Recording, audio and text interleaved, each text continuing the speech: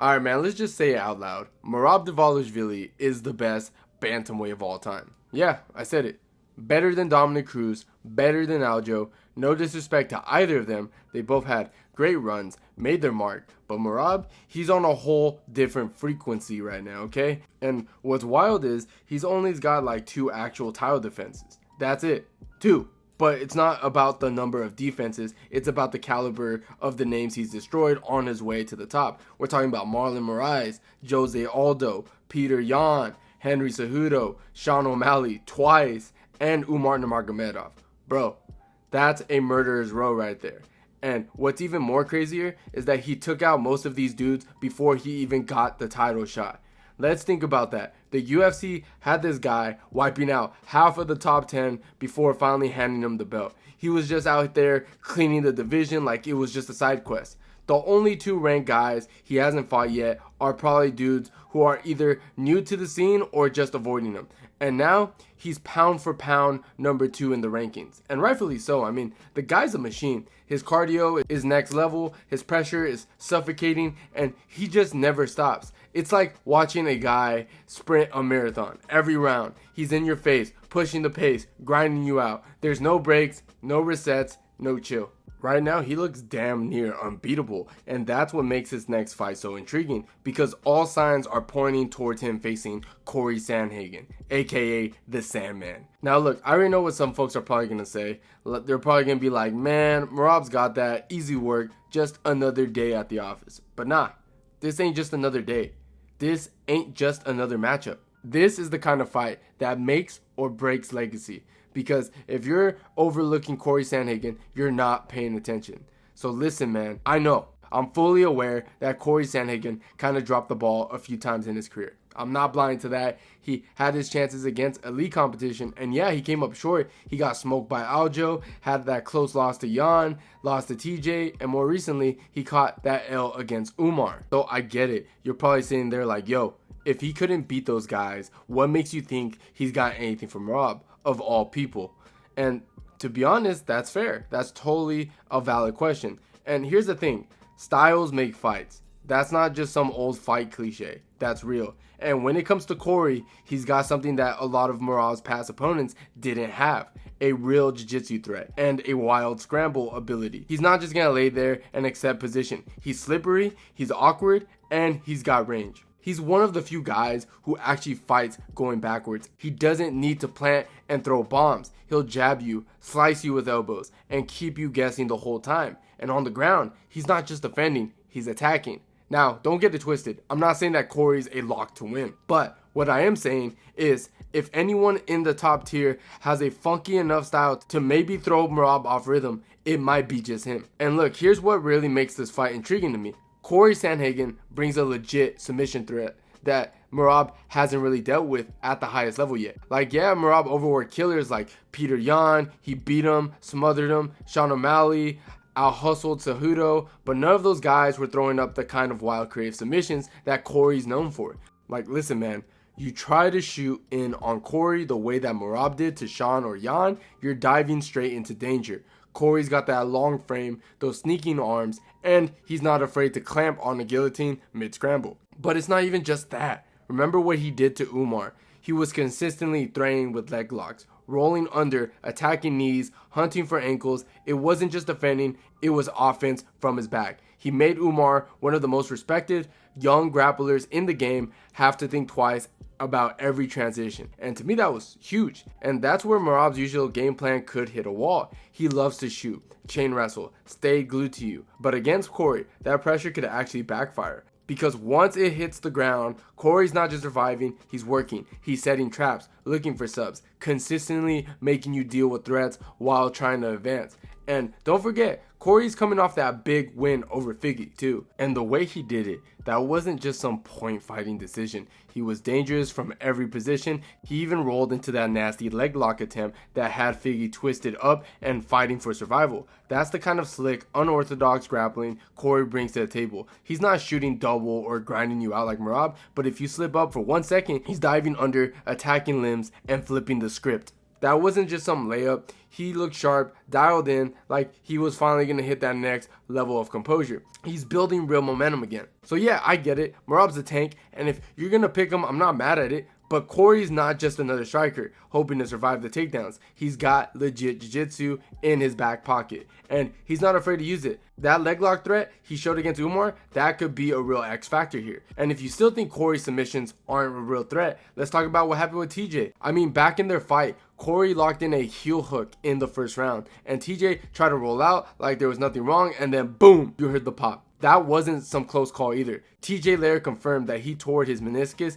ruptured his LCL, and basically wrecked his knee trying to escape that leg lock. He's literally said his knee exploded. And the craziest part, Cory didn't even get the tap. He just moved on like it was part of the scramble. That's what makes him so dangerous. You might think you're defending a takedown or reversing a position, but Cory slipping in a submission threat mid-transition without breaking rhythm is just crazy. So imagine Merab, who shoots 15 times a fight trying to pressure heavy wrestling style on a guy like Cory. You might make one mistake on a takedown entry or let your leg hang out for too long in a scramble, then boom, you're in danger. And we've already seen what happens when Cory gets a hold of your knee. That's out of place. I mean, just ask TJ. That's why I'm saying that this fight isn't some easy night at the office for Merab. Cory's not just trying to stop takedowns, he's trying to flip the position and punish you for every attempt of it. If you're bringing reckless pressure, he'll make you pay for it, whether it's a guillotine, a roll under a leg lock, or an elbow from an awkward angle. And one thing I gotta give Cory full credit for, the dude never gets tired. He's been in 5-round wars, he's gone the distance with absolute killers, and his gas tank, man, it's airtight. He doesn't fade. If anything, he picks up the pace as the fight goes on. That's rare in a division full of guys who start strong and burn out late. Now, on the other hand, Merab's not exactly a knockout artist. He's not the kind of guy that you're too worried about getting hit by one clean shot ending your night. That's never been his game. But man, I wish I can sit here and tell you that Cory has all the answers. I really do. I wish I could be like, yeah, this is going to be a chess match. Razor close, edge of your seat type of fight, you know? But with all that being said, I just don't know if he can actually beat Merab. Because here's the thing. Merab's striking has gotten way better. And I'm not just talking about him throwing more volume. I'm talking about his speed, his timing, his ability to enter exchanges and get out clean. Like, go and watch how he was blitzing Sean O'Malley. He was tagging him, man. Even against Umar, who's a slick counter striker, Merab still found a way to land. This dude's hands are catching up to the rest of the game. And it's becoming more and more obvious every time he steps in there. And honestly, I think Merab's hands are faster than Cory's now. That's wild to say, but it shows in the tape. Cory had a hard time finding Umar clean, and if he couldn't catch him, he might struggle just as much, if not more, against this version of Merab, who's now faster, more aggressive, and throws with confidence. And let's be real, Cory's stand-up isn't flawless. There are moments where he kind of freezes or second-guesses himself, and while he's creative, the elbows, the spinning stuff, the flying knees, he doesn't have that one-punch knockout power that makes people hesitate. His best shot might literally be a flying knee timed perfectly. Outside of that, it's volume and trickery. But the frustrating thing with Cory is that he doesn't always use his full arsenal on the feet. Like in the Umar fight, he just froze. You didn't see the same unpredictability. Flowing Sanhagen, we've seen in other fights. He got too cautious, maybe too respectful, and it cost him. He's got all the tools, but sometimes it feels like he leaves half of them in the shed, if I'm being real with you. And we gotta talk about the strength gap in this fight, because I don't think enough people are bringing that up. Merab is a freaking tank. Like, pound for pound, he might be one of the strongest guys in the division, if not the strongest. The dude is built like a fire hydrant, dude, and moves like a hurricane. I mean, look what he did to Sean O'Malley. He literally ragdolled him, picked him up, slammed him, tossed him around like he was made out of feathers. And that was when Sean was already putting on some size too. He came in that fight noticeably bulkier, let's be real, trying to match the physicality, and Merab just shrugged it off like it meant nothing. Still walked him down, still muscled him around like it was just another day. And now, take this version of Merab and put him in the cage with Cory Sandhagen, a guy who, let's be honest, isn't the most physical, imposing grappler. Cory's got technique, he's got the movement, he's got slick transitions, but he's not a powerhouse. You can go all the way back to that fight with Aljamain Sterling. Aljo ran through him, took his back like it was light work, and just choked him out easy in the first round. And now you've got Merab, a guy who's basically Aljo's twin when it comes to a pace and wrestling. But now he's leveled up his submission game too. Like, bro, he's just submitted Sean. That's not something anyone really expected. He didn't just control him, he finished him. And if Merab is starting to consistently find finishes on the ground, like, that's kind of freaking scary.